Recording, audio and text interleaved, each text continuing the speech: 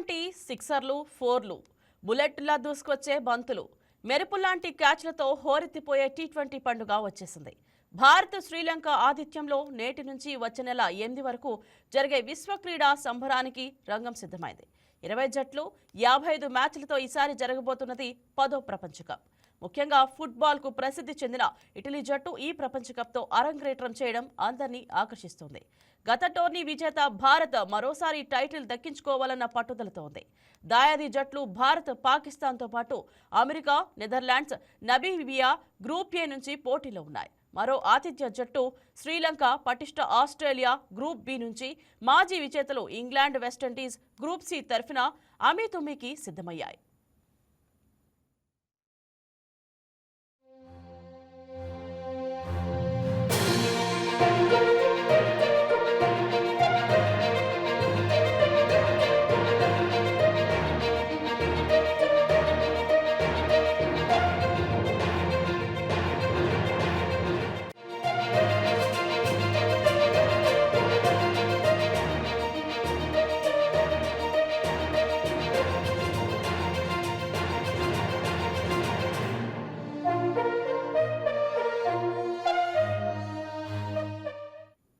తొలి కప్పు కోసం ఎన్నాళ్లుగానో నిరీక్షిస్తున్న న్యూజిలాండ్, దక్షిణాఫ్రికా గ్రూప్ డిలో తమ అదృష్టాన్ని పరీక్షించుకుంటున్నాయి.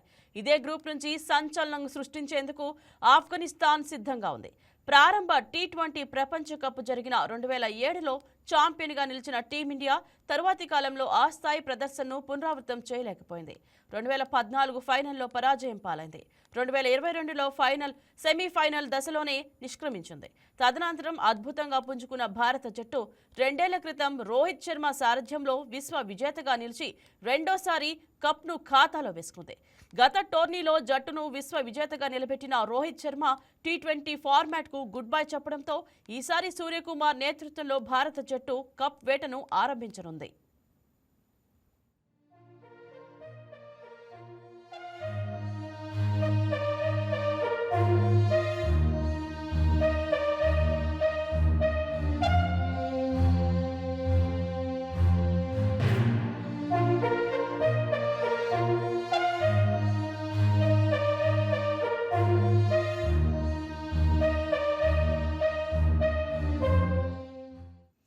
ఈ దఫా పోటీల ఆరంభానికి ముందే పలు వివాదాలు చుట్టుముట్టాయి. ఇందులో అత్యంత చర్చనీయాంశమైన అంశం బంగ్లాదేశ్ జట్టు బహిష్కరణ. టోర్నీ ముందస్తు షెడ్యూల్ ప్రకారం గ్రూప్ ఏలో ఉన్న బంగ్లాదేశ్ జట్టు తమ గ్రూప్ దశ మ్యాచ్లను భారత్తో ఆడాలి. కానీ భద్రతా కారణాల సాకు చూపుతూ ఆ జట్టు భారత్తో ఆడేందుకు నిరాకరించింది. తమ మ్యాచ్లను శ్రీలంకకు తరలించాలని అంతర్జాతీయ క్రికెట్ మండలిని కోరింది. అందుకు ఐసీసీ తిరస్కరించడంతో భారత్కు వచ్చేదే లేదంటూ మొండిపట్టు పట్టింది. దీంతో బంగ్లాను టోర్నీ నుంచి తప్పించిన ఐసీసీ ఆ జట్టు స్థానంలో స్కాట్లాండ్కు అవకాశం కల్పించింది.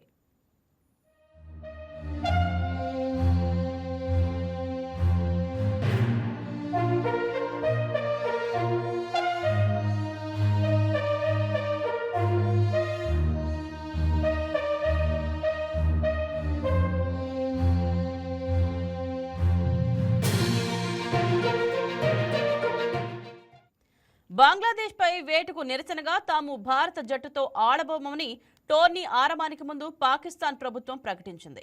భారత్తో మ్యాచ్ను బహిష్కరిస్తే తదుపరి కఠిన చర్యలకు సిద్ధంగా ఉండాలంటూ పాక్ క్రికెట్ బోర్డును ఐసీసీ ఇప్పటికే హెచ్చరించింది. అయినా ఆ జట్టు వైఖరిలో ఎలాంటి మార్పు కనిపించలేదు. ఈ దశలో షెడ్యూల్ ప్రకారం ఈ నెల 15న కొలంబో వేదికగా భారత్, పాక్ జట్ల మధ్య మ్యాచ్ జరుగుతుందా లేదా అన్న సందిగ్ధత క్రికెట్ వర్గాల్లో నెలకొంది. తామైతే యథావిధిగా ఆ రోజు మ్యాచ్ కోసం కొలంబోకు టికెట్లు కూడా బుక్ చేసుకున్నామని టీమిండియా సారథి సూర్యకుమార్ ప్రకటించాడు. మరి ఆ మ్యాచ్కు పాకిస్తాన్ హాజరు కాకపోతే నిబంధనల ప్రకారం గెలుపు పాయింట్లను భారత్కు కేటాయిస్తారు.